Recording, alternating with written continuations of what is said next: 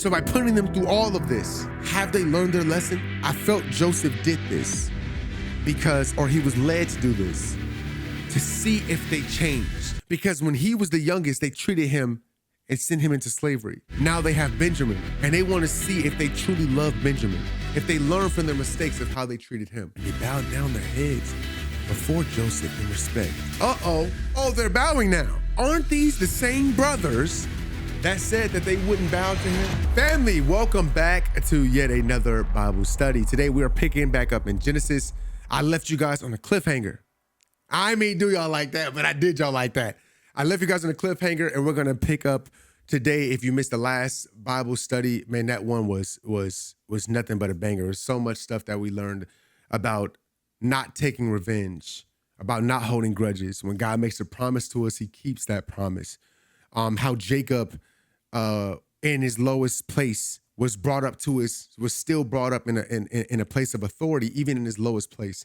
And he planted a seed to somebody, and that person completely forgot about him. He's still in prison for no reason. Got put in there by thought. And this man is trying to get out of there, but not, and just being patient and still letting God use him, even when he knows that what happened to him was unjustified and unlawful. When Joseph finally comes out, the Pharaoh has a dream. Joseph is the only person that can interpret that dream. All these magicians, all these other people doing witchcraft and all this couldn't interpret it except Joseph. And in that very moment, Joseph gets put into an even higher place than what he was before. And then his prophecy, his dream finally comes true. He sees his brothers, they come back, and he had everything that they needed, all the food. They had to bow down to him. And that, if you missed it, y'all just need to go back and you just got to go read it. So today we are picking up after that cliffhanger. If you haven't done it, make sure you hit that like button, subscribe to the channel, and share this with somebody that you know needs to follow and find out who is this God of the Bible? Who is this God that people serve that say is this phenomenal, fantastic God, this almighty God? And without further ado, let's get into today's Bible study. Genesis 43, the return to Egypt. Now the famine was very severe in the land of Canaan. And it happened that when the families of Jacob's sons had finished eating all of the grain which they had brought from Egypt, their father said to them, "Go again and buy us a little food." But Judah said to him, "The man representing Pharaoh solemnly and sternly warned us, saying, 'You will not see my face again unless your brother is with you. If you would send our brother with us, we will go down to Egypt and buy you food. But if you will not send him, we will not go down there. For the man said to us, you will not see my face unless your brother is with you.' And Israel, Jacob, said, 'Why did you treat me so badly by telling the man that you had another brother?' And they said, 'The man asked us straightforward questions about ourselves and our relatives. He said, "Is your father still alive? Have you another brother?" And we answered him accordingly. How could we possibly know that he would say, "Bring your brothers down here to Egypt"?' Judah said to Israel, his father, 'Send the young man with me, and we will go up and go buy food, so that we may live and not die of starvation. We as well as you and our little ones. I will be security, a guarantee for him. You may hold me personally responsible for him if I do not bring him back to you and place him safely before you. Then let me bear the blame before you forever. For if we had not delayed like this, surely by now we would have returned the second time.' Then their father Israel said to them, 'If it must be so, then do this. Take some of the choicest products of the land in your sacks and carry it as a present of tribute to the man representing Pharaoh.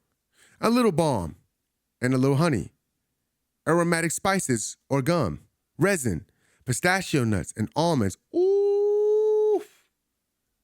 Now this when you like, hey, look, I'm bringing you some good stuff now. These is our pistachios. Y'all know how expensive pistachios is. Even today, pistachios is expensive, especially already post-nut cracked pistachios. Psh, that's like almost a $50 bag. take double the amount of money with you and take back the money that was returned in the opening of your sacks. Perhaps it was an oversight. Take your brother Benjamin also and get up and go to the man. And may God Almighty grant you compassion and favor before the man, so that he will release to you your other brother Simeon and Benjamin. And as for me, if I am bereaved of my children, Joseph, Simeon, and Benjamin, I am bereaved. Then the men took the present, and they took double the amount of money with them, and Benjamin. Then they left and went down to Egypt and stood before Joseph. Joseph sees Benjamin. When Joseph saw Benjamin with them, he said to the steward of his house, "Bring the men into the house and kill any animal and make a meal ready. For the men will dine with me at noon." So the man did as Joseph said and brought the men to Joseph's house.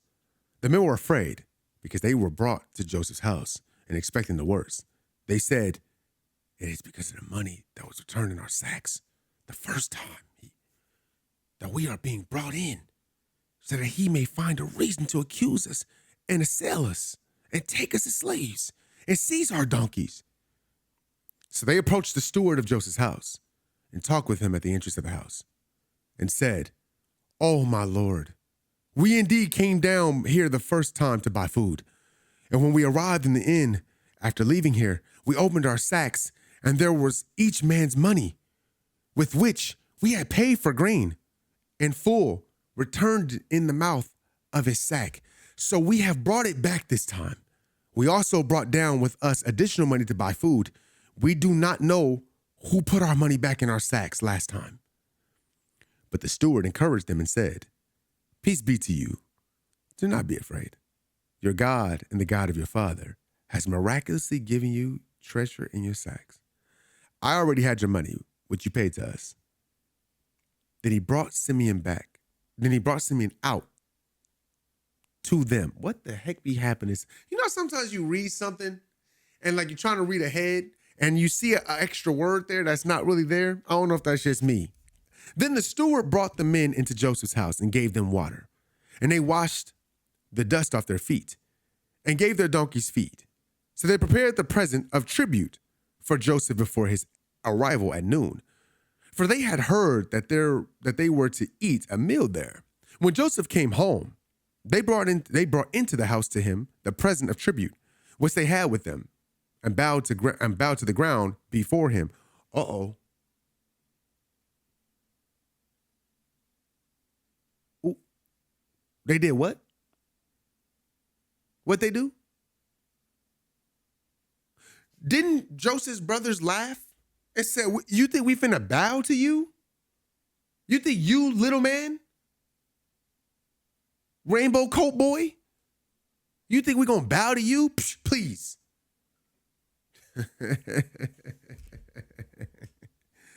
Oh, who bowing now, man? Who bowing now? Give me 1 second, family.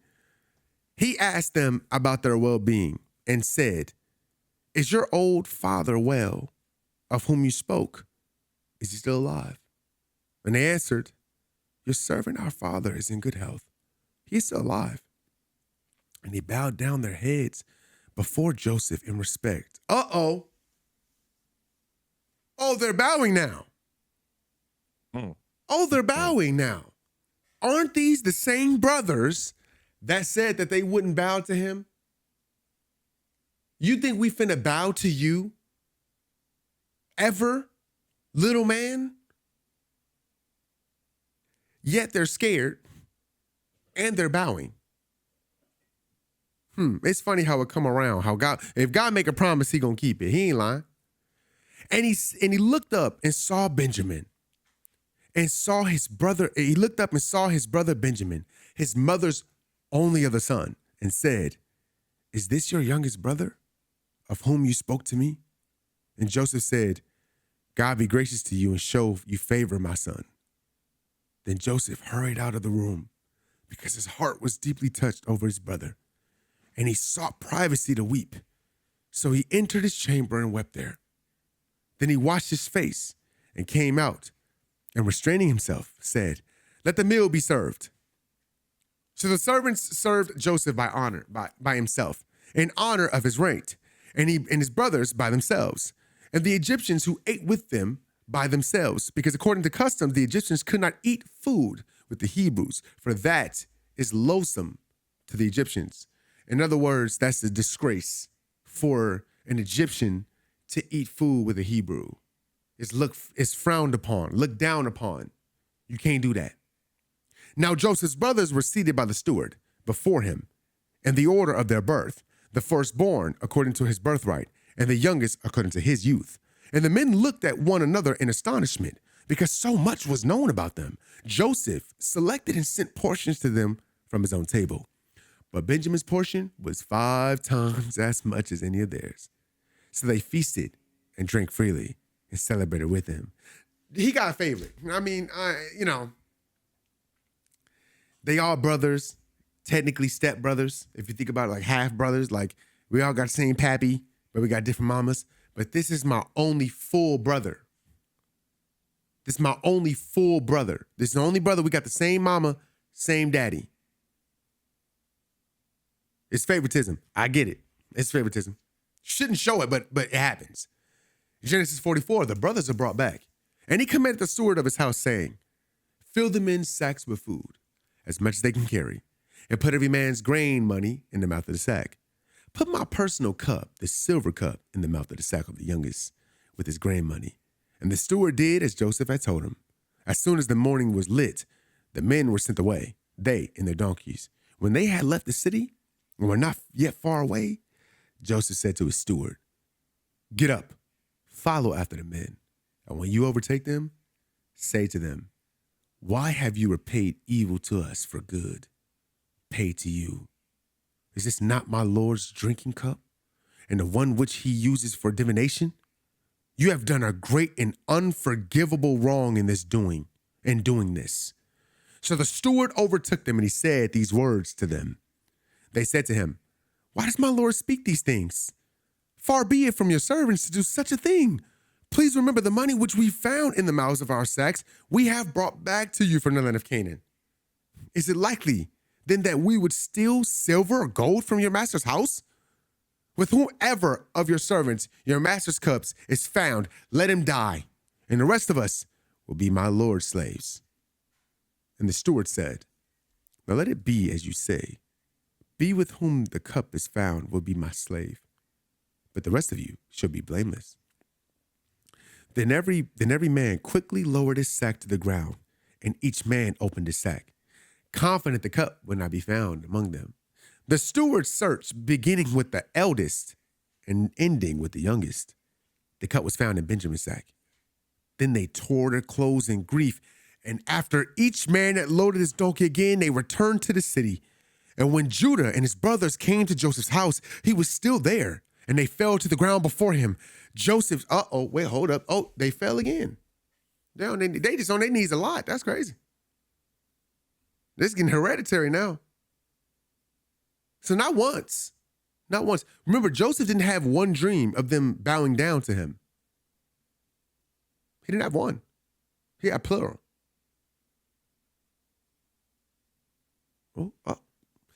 Never mind. Maybe y'all ain't caught that. Never mind. Joseph spoke harshly to them. What is this thing that you have done? Do you not realize that such a man as I can indeed practice divination and foretell everything you do without outside knowledge of it? So Judah said, what can we say to you, my Lord? What can we reply? Or how can we clear ourselves? Since God has exposed the sin and guilt of your servants, behold, we are my Lord's slave. The rest of us, as well as with whom the cup is found. But Joseph said, far be it from me that I should do that. But for the man in whose hand the cup has been found, he will be my servant. And as for the rest of you, get up and go in peace to your father. What?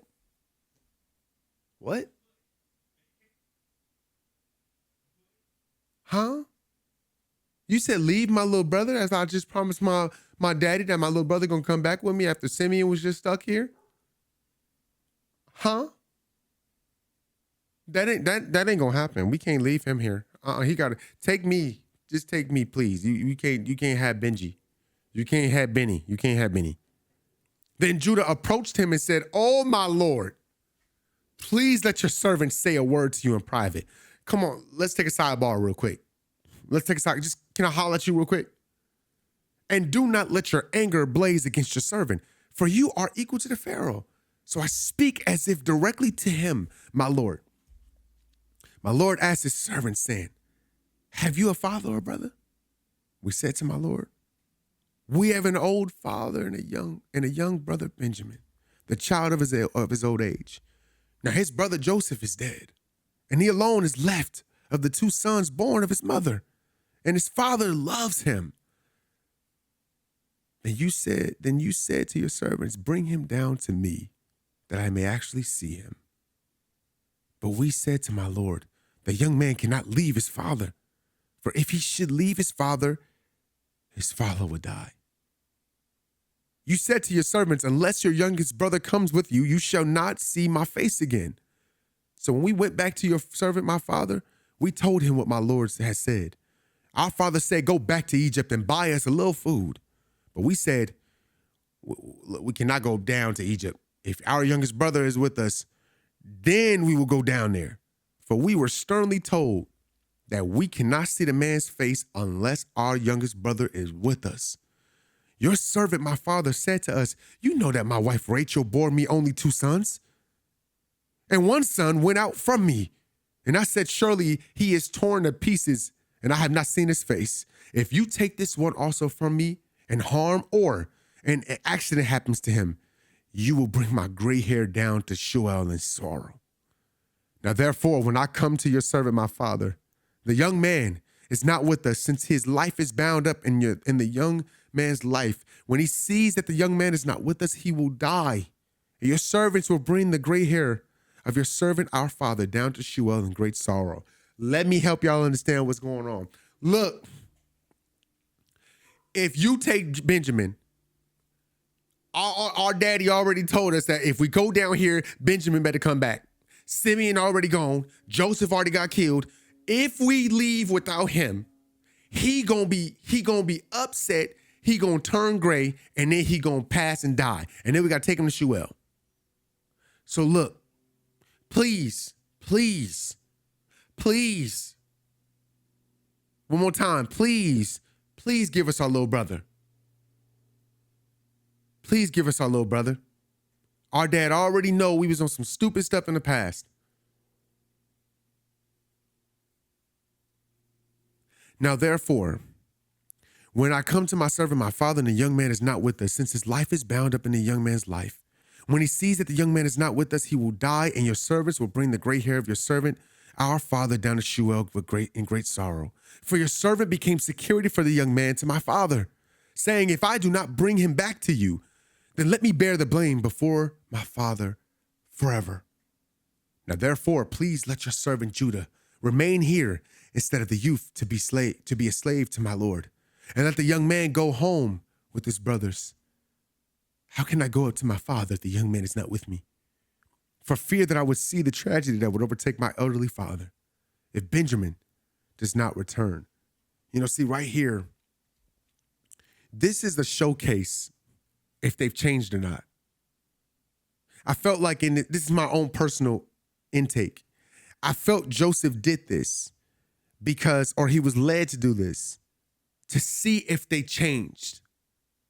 Because when he was the youngest, they treated him and sent him into slavery.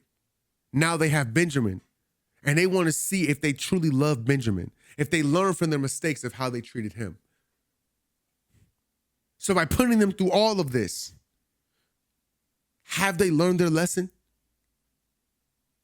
Are they still the same ruthless brothers that I had before? Or are they different?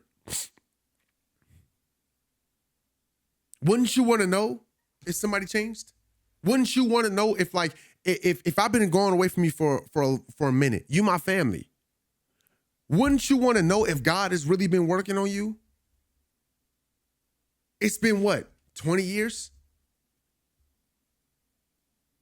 Wouldn't you want to know?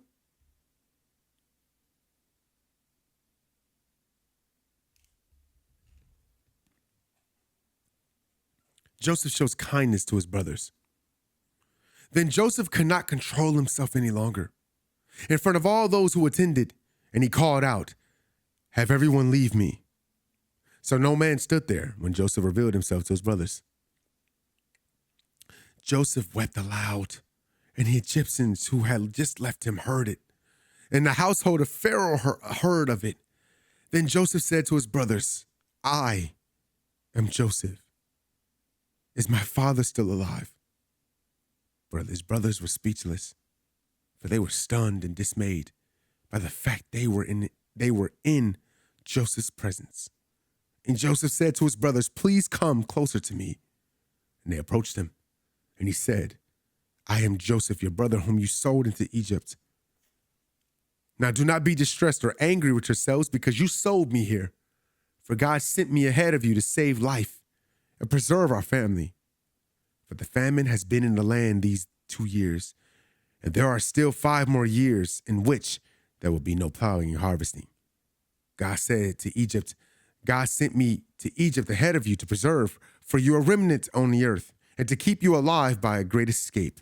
So now it was not you who sent me here, but Yah, and he has made me a father to Pharaoh, and lord of all his household, and ruler over all the land of Egypt. Hurry and go up to my father and tell him your son Joseph says to you, God has made me lord of all Egypt. Come down to me. Do not delay. You shall live in the land of Goshen, the best pasture land of Egypt, and you shall be close to me, you and your children and your grandchildren, your flocks and your herds, and all you have. There I will provide for you and sustain you, so that you and your household and all that are yours may not become impoverished. For there are still 5 years of famine to come. Look, you see, in the eyes of my brother Benjamin, see that I am speaking to you personally in your language and not through an interpreter. Now you must tell my father of all my splendor and power in Egypt and of everything that you have seen. And you must hurry and bring my father down here. Then he embraced his brother Benjamin's neck, and wept. And Benjamin wept on his neck. He kissed all his brothers and wept on them. And afterward, his brothers talked with him.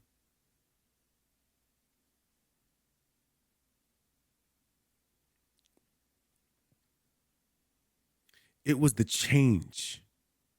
If his brothers would have been the same, if they would have just been like, hey, Benjamin, you shouldn't have stole that. Deuces.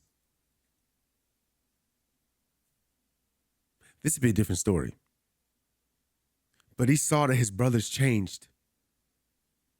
He saw that his brothers had went through some things. And they learned. And they cried over Benjamin.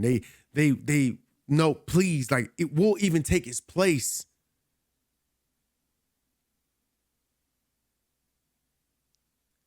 He couldn't hold that in no more. He couldn't keep playing this fake facade. This man has been around Egyptians for years now. You don't think he misses family? You know what's funny? Our family could treat us wrong. They could do us wrong. Yet we'll still love them. We'll still have this soft spot for them no matter what. Because they're family.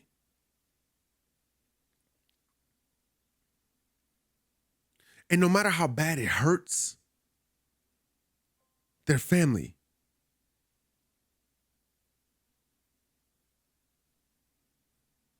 And forgiving, do you think it's easy to forgive in a situation where if it wasn't for God, I probably wouldn't be alive. I would probably still be in them trenches being a slave, treated like a Hebrew, less than a human, less than a person. But because of Yah's favor, he was placed in a position of power, not a position of punishment. And then that power turned into authority. Family, you've been sold out by your family multiple times. You've been hurt by your family multiple times. But time, Give God time, he'll do anything. Give God time, he can change anyone. You have to have a heart and you have to be in a position of forgiveness. It doesn't mean you forget what somebody did, but it means you forgive. You're not holding on, walking on to that with that every day. If I hold this cup, if I hold this bottle in my hand, in the beginning, this bottle, it's going to be pretty light. I can hold this bottle up for about a good, maybe hour. I'll be straight. By that second hour, my arm going to start dropping. The water didn't change. Time. It starts weighing down. By the third hour, my arm going to be pretty low. And now my arm going to start shaking. The water ain't changed. The amount hasn't changed. But me holding my arm up, holding on to this, eventually the weight of it will get to my arm eventually. That's unforgiveness. Imagine if this bottle was filled up to the top. That means that this would happen faster. Muscle failure, faster. Either way you look at it, it's going to happen in time. What are you still walking around with on your shoulders? What are you still holding on to that you haven't let go yet? Because if you're still holding on to it, do you think God can work with you? You think God can work through you? What can he do? See, Christ focused on our heart. It's what's in our heart. If your heart is filled with anger, malice, frustration, disappointment, you have no room for what he has for you. Your cup is already filled. So we have to come to God empty, and that's what forgiveness is. It's an emptying. It's pouring that cup out. It's pouring it out of all that filth. Things that keep us from what God has for us. Things that keep us from becoming what we're supposed to be. It stops us from becoming our purpose, finding our purpose, and then being able to have the effect on our families that we're supposed to have, being the leader that we're supposed to be. Just because somebody hurts you and they had power, didn't mean that they had authority. You having forgiveness and you displaying that forgiveness gives you authority. Think about what I'm saying. So if you ever heard that term, be the bigger man, be the bigger woman, what does that mean? Take authority. Take your authority back. When you apologize, I'm taking authority over the situation. I don't need this, and I don't want to carry it no more. You can carry it. You can have it. I don't want it.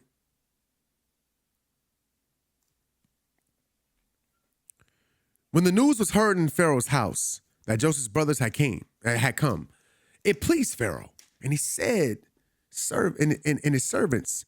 Then Pharaoh said to Joseph, "Tell your brothers, do this: load your animals and return to the land of Canaan without delay, and give your father and your households and come to me. I will give you the best of the land of Egypt, and you will eat the fat, the finest produce of the land. Now you, brothers of Joseph, are ordered by Pharaoh. Do this: take wagons for the land of Egypt, for your little ones and for your wives, and bring your father and come. Do not be concerned with your goods, for the best of all the lands of Egypt is yours." Then the sons of Israel did so, and Joseph gave them wagons according to the command of Pharaoh, and gave them provisions for the journey. To each of them Joseph gave changes of clothes, but to Benjamin he gave 300 pieces of silver and 5 changes of clothes. To his father he sent the following: 10 male donkeys loaded with the good things of Egypt, and then 10 female donkeys loaded with grain and bread and provision for his father, to supply all who were with him. So he sent his brothers away, and as they departed, he said to them, see that you do not quarrel on the journey about how to explain this to our father." So they went up from Egypt and came to the land of Canaan to Jacob their father. And they said to him, Joseph is still alive. And indeed, he is ruler over all the land of Egypt. But Jacob was stunned and his heart almost stopped beating because he did not believe them. When they told him everything that Joseph had said to them, and when he saw the wagons which Joseph had sent to him, carrying him, the spirit of their father Jacob revived. And Israel, Jacob said, "It is enough. Joseph, my son, is still alive, and I will go and see him before I die."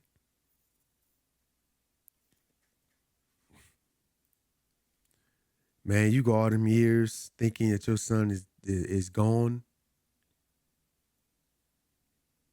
Mind you, if you forgot, why is Joseph so important? Because Joseph is the son with the woman that he was promised, the one that he loved, the one that he wanted. Not to say that his other sons are lesser than, not saying that. But the other sons were given to him in deceit. He was deceived. Leah wasn't who he wanted. He didn't want Leah. Just like Abraham didn't want Hagar. He didn't want Hagar. He wanted Sarah. But Sarah wanted a baby. She took matters into her own hands. Leah, he didn't want Leah. But Laban took matters into his own hands. So he ended up being with a woman he didn't want.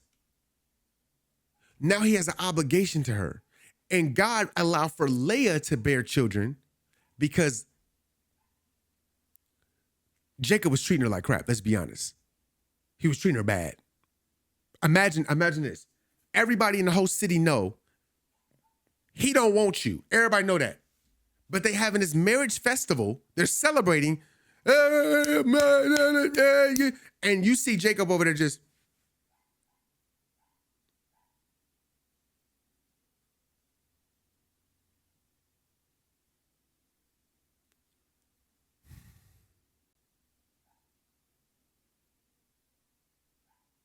And then he's looking at Rachel like, I didn't want this.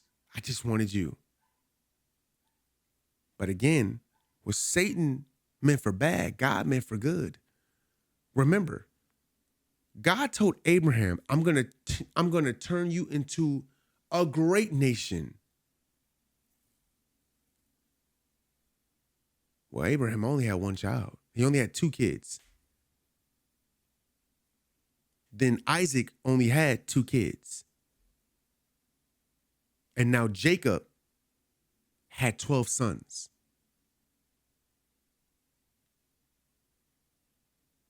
The same way Joseph was sold into slavery, and you would think that that's a horrible thing. But then when he gets there and he gets to Egypt and you see what God had planned. And now because Joseph is there, he's able to provide for his family years later. What are we learning about Yah right now? What are we learning about him? He's a masterful planner. Masterful. He is the greatest chess player this world will ever see. He's a masterful planner. He's already in the future before we get there. We're just meeting him there.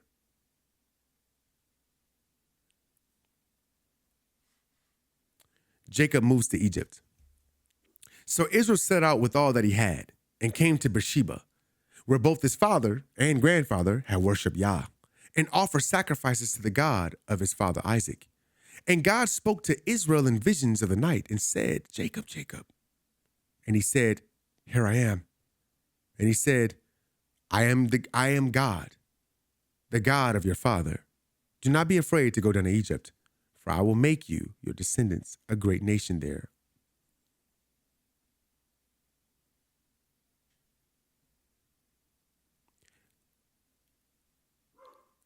Remember, God don't lie. He ain't like man. He keep his promises. He said what he said. I will go down with you to Egypt, and I will also surely bring you, your people, up again. And Joseph will put his hand on your eyes to close them at the time of your death. So Jacob set out from Beersheba, and the sons of Israel carried their father Jacob and their children and their wives in the wagons that Pharaoh had sent to carry him. And they took their livestock and the possessions which they had acquired in the land of Canaan, and came to Egypt. Jacob and all his descendants with him, his sons and his grandsons, his daughters and his granddaughters, and all his descendants, he brought with him to Egypt. Those who came to Egypt. Now, these are the names of the sons of Israel, Jacob and his sons, who went to Egypt. Who, Jesus, help me. Reuben, Jacob's firstborn. The sons of Reuben, Hanok, Palu, Hezron, and Carmi.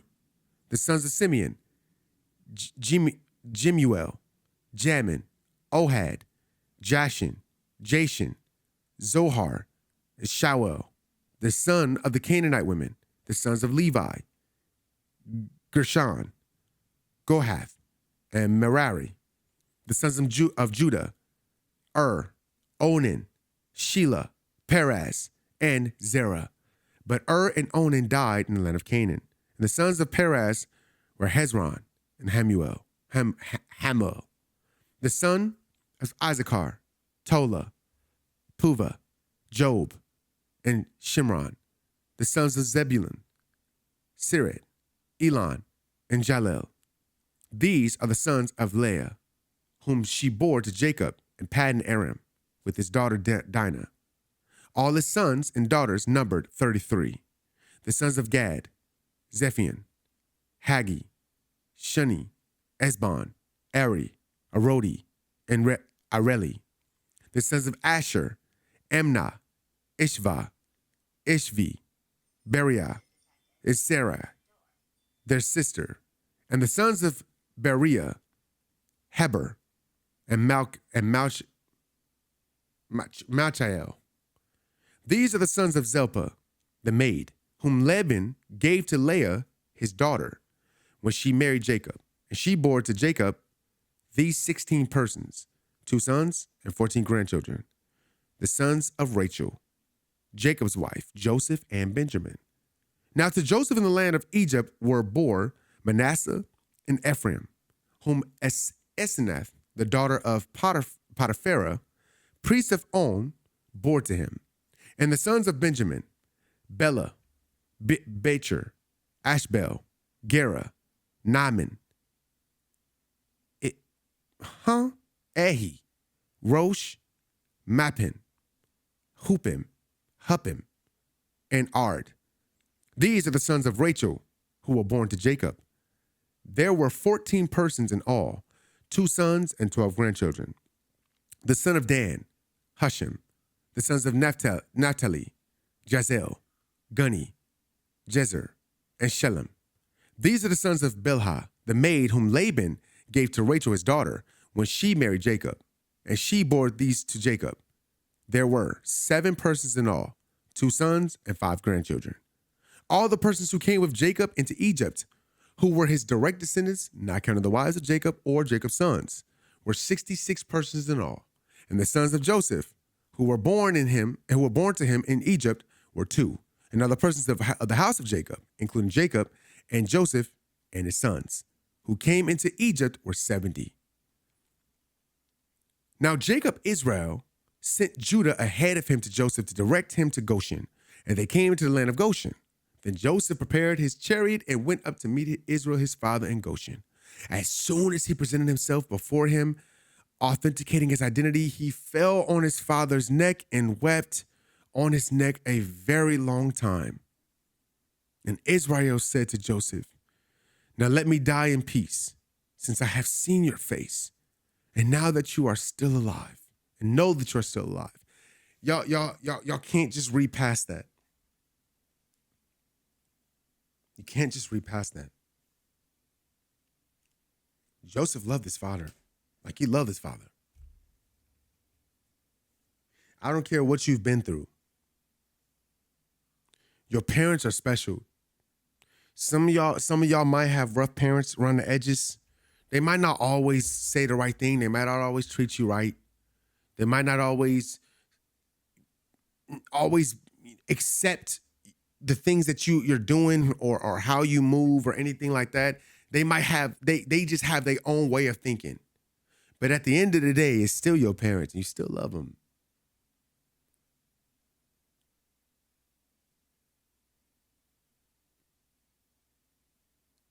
Being separated from your parents is hard. That's hard. It's not easy.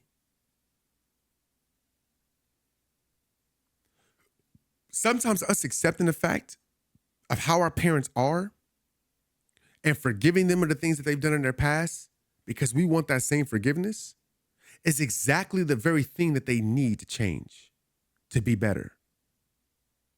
Now, I don't know who I'm speaking to in this spot, but in this position, you have authority over your situation when you surrender to God and you allow God to do things in their life that only He can do. Now, you might want change for them. You might want them to be better. You might want them to follow Christ. But you can't do that with yelling and screaming and arguing. That's not how it works. You have to do that by example, how you move, how you talk, how you act. Them seeing you pray, you fasting. Them seeing you reading your word. Them seeing how you respond to a situation. And they start wondering, why is he so calm and peaceful all the time? They listen to the change in your music, the programs you watch on TV.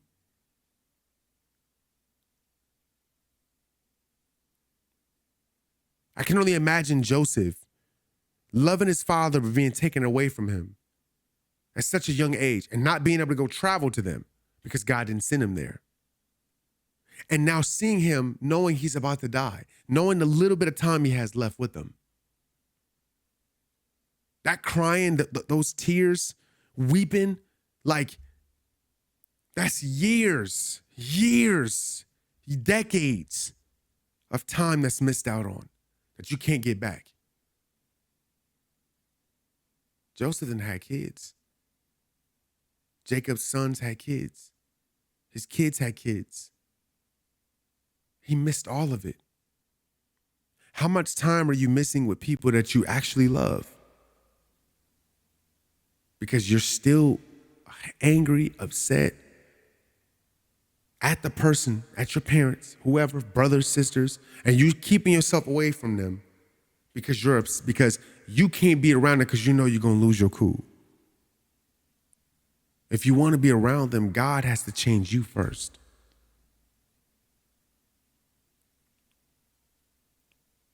When you allow God to change you, you can be around basically anybody at that point.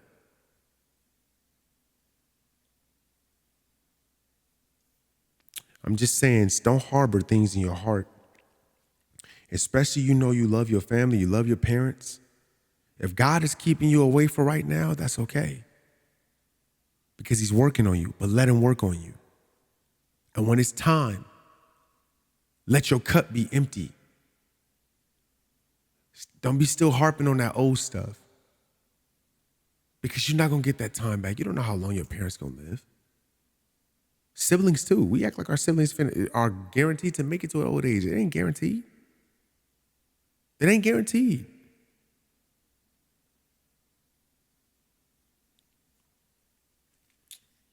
Joseph said to his brothers and to his father's household, I will go up and tell Pharaoh and say to him, my brothers and my father's household who were in the land of Canaan have come to me, and the men are shepherds, for they have been keepers of livestock, and they have brought their flocks and their herds and all that they have. And it shall be that when Pharaoh calls you and says, what is your occupation? You shall say, your servants have been keepers of livestock for our youth until now, both we and our fathers before us, in order that you may live separately and securely in the land of Goshen. For every shepherd is repulsive to the Egyptians. Remember, the Egyptians look at the Hebrews like they're lesser. So this is why this is miraculous for Joseph to be in Potiphar's house. This is miraculous. Why is there a Hebrew over the land of Egypt? He's supposed to be lesser than us, smaller than us. How is he in a position of power? Not only was he in a position of power in the beginning when he got there, but then he was in a position of power in the prison at his lowest point. Then he's put in a higher position of authority at his greatest point. Remember, I said power and authority, they're not the same. Power is the ability. Authority is the command. That's the command. You can have power and not have authority.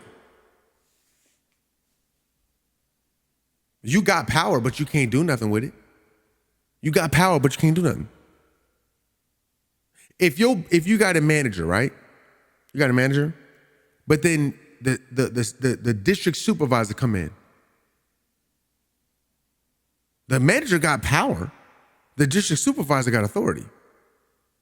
The district supervisor can fire anybody. The manager can't just fire anybody he wants to. He got to get paper trails. And the district supervisor, when he come in, oh, it's over. It's over. And then above that, the district supervisor, that's the CEO.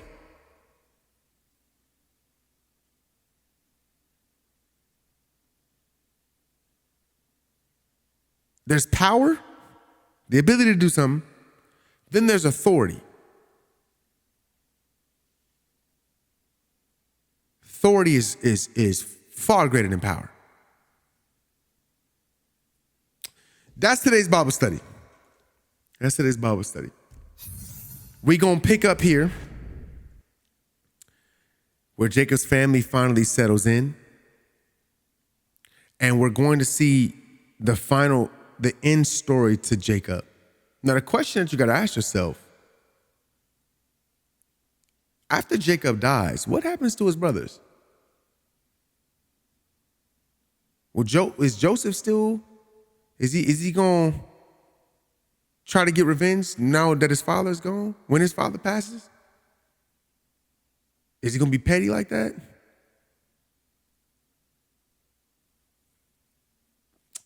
We're going to find out, man.